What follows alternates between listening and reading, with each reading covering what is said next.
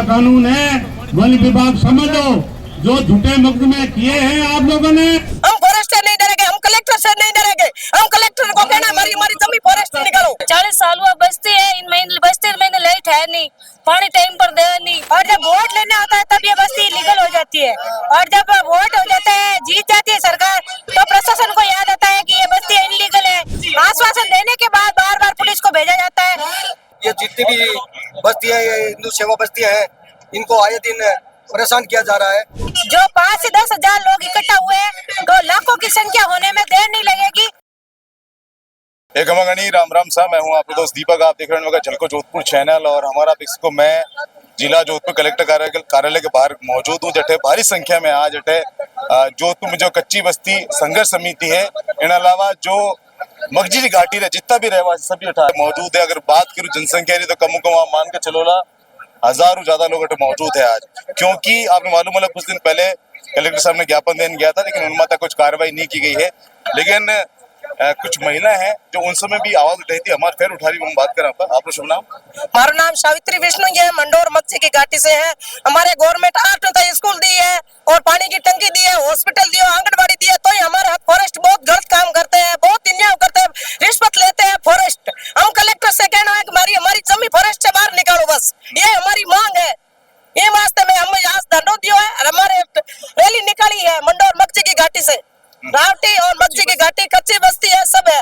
हम फॉरेस्ट से नहीं डरेंगे, हम कलेक्टर से नहीं डरेंगे। हम कलेक्टर को कहना हमारी जमीन फॉरेस्ट से निकालो। तो किस बात का वन विभाग है? ये गरीब लोग बस में इनके सिर्फ जो छत है उसको तोड़ने का काम जरूर वन विभाग ने किया, पौधा एक नहीं लगा। तो हम ये चाहते हैं कि ऐसी पथरीली जमीन छोड़ के, जहाँ गरीब बस में इसको छोड़ के दूसरी जगह चिन्हित करके इनको जमीन दे दी जाए। और मैं सरकार से ये मांग करते हैं कि तुरंत प्रभाव से इनकी समस्या का समाधान इस तरीके किया। वन विभाग द्वारा परेशान किया जा रहा है। ये जितनी भी बस्ती है, ये हिंदू सेवा बस्तियां हैं, इनको आए दिन परेशान किया जा रहा है। वन विभाग 2013 में आया, ये 40 साल से लोग बसे हुए। आज हमने इन बस्तियों के साथ में अन्याय अत्याचार बंद करें और दुष्प्रभाव से इनको नियमन की जाए, और यहाँ से जो वन विभाग की समस्या है उसका स्थायी समाधान की मांग को लेकर मंडोर से ये हजारों की संख्या में पैदल यात्रा रैली निकालते हुए यहाँ महापड़ाव में कलेक्ट्रेट के बाहर पहुंचे हैं। हम कलेक्टर महोदय के माध्यम से मुख्यमंत्री जी तक हमारी आवाज पहुंचाना चाहते हैं। हम किसी सरकार के खिलाफ नहीं, परंतु हम सरकार के मुखिया तक, जनप्रतिनिधियों तक, इन गरीब लोगों की, ऐसा ही लोगों की आवाज पहुंचाना चाहते हैं कि इनके साथ में न्याय करें तुरंत प्रभाव से। साहब, आप आज पुणे आया हो, पहले आप कलेक्टर में ज्ञापन देने गया था, और इन बार मैं देख पा रही हूँ कि संख्या पहले से भी ज्यादा है। कहीं आपको क्या लग रहा है कि कार्रवाई नहीं हुई है या फिर कुछ और? ऐसा है कि कलेक्टर महोदय को हमने ज्ञापन सौंपा था कि इन लोगों की स्थायी समस्या का समाधान किया जाए, वन विभाग की रोज की समस्या का समाधान किया जाए, इनको मूलभूत सुविधा उपलब्ध कराई जाए, और इनके साथ में झूठे मुकदमे लोगों के साथ में हो रहे हैं उसको बंद किया जाए, और महिलाओं के साथ में अत्याचार बंद किया जाए। ये मांगे लेकर कलेक्टर महोदय को हमने ज्ञापन सौंपा था, 7 दिन का समय दिया था, परंतु बड़े दुख की बात है कि 7 दिन के अंदर किसी प्रकार की कोई समाधान नहीं हुआ। तो मजबूर होकर आज ये गरीब, बेसहारे और ये सब मजदूर लोगों को करीबन 15 किलोमीटर पैदल मंडोर से यहाँ तक ये पैदल रैली निकालकर यहाँ आके महापड़ाव में बैठे हैं। और हम कोई सरकार और प्रशासन के विरोध में रैली नहीं है, ये हम सरकार के तक हमारी गरीबों की और न्याय की मांग की आवाज को पहुंचाने के लिए महापड़ाव रखा गया है। तो सरकार तक हमारी आवाज पहुंचे, हमारी मांग के ऊपर गौर करे, तुरंत प्रभाव से इनकी समस्या का समाधान करे। महापड़ाव कब तक रहेगा? ये महापड़ाव आज तो सांकेतिक रखा है, और उसके बाद में हम बैठ के तय करेंगे। यदि हमारी मांगे मान ली जाएगी तो सरकार का धन्यवाद ज्ञापित करने के लिए इससे डबल महापड़ाव रख देंगे, और जरूरत होगी तो हम जयपुर तक जाके धन्यवाद दे देंगे। इसलिए हमें भरोसा और विश्वास है कि सरकार इसमें हमारी मदद करेगी और हमारी आवाज सुनेगी। आज भी आप कलेक्टर साहब से मिलना चाहोगे? बिल्कुल, आज भी कलेक्टर महोदय के द्वारा मुख्यमंत्री के नाम ज्ञापन सौंपेंगे इन सभी मांगों को लेकर। 800 कुछ बीघा जमीन निकालने के बाद में बड़ी सी बात के पास उधर निकाली, और उनका म्यूटेशन भी बढ़ गया, लेकिन फिर भी इन लोगों ने जबरदस्ती मलबे को तंग। ये कौन सा कानून है? वन विभाग समझो, जो झूठे मुकदमे किए हैं आप लोगों ने, या तो या वापस ले लो, नहीं तो यार ये रैली की एक जोधपुर के अंदर रैला है, और आप ये बता देंगे प्रशासन द्वारा कि अगर हमारी कच्ची बस्तियों की मांग नहीं सुनी गई तो हम आगे अल्टीमेट लेके हनुमान का टाइम दे देंगे, कितने दिन बाद में हमारी समस्या का समाधान होगा, उनके ऊपर कार्रवाई हुए और हमारी वन विभाग की कच्ची बस्तियों कोई भी चीज किसी में, चाहे कच्ची बस्ती हो, चाहे वन विभाग में बैठे हो, चाहे देवस्थान के कहीं भी हो, उनको समाधान कौन करेगा? कलेक्टर मोदी साहब करेंगे। आपको परेशानी होगी, न्याय तो देना ही पड़ेगा। आप हजारों घरों को नहीं उजाड़ सकते, लाखों घरों को आप नहीं उजाड़ सकते हो, आप कोई नहीं उजाड़ सकता, प्रसाद नहीं उजाड़ा जा सकता है। और उजाड़ तो हमको पसा दो, दूसरी जगह हमको दे दो मकान, आपकी हिम्मत है तो मकान दे दो, प्रशासन दे दो, कोई दे दो। और आए दिन मंदिर की घाटी में चोरियां होती है, उन्हें तो खिलाफ पुलिस कार्रवाई करती नहीं है और निर्देश लेकर के मुझे सामने मुकदमा दर्ज करा देते हैं। को हमार मैं जिला कलेक्टर कार्यालय के बाहर मौजूद हूँ, जठे भारी संख्या में आज मगजी घाटी और भी कई सारी कच्ची बस्तियां हैं, उठों आया हुआ है लोग। और पहले आश्वासन देने गया था कलेक्टर साहब ने, लेकिन बात नहीं सुनी गई है, काम नहीं बन्यो है। आज वापिस से मारवाड़ राजपूत सभा का जो अध्यक्ष है हनुमान सिंह जी खांगतर सागे जो है, हमारे नेतृत्व में आज अटे कई सारे लोग आया है।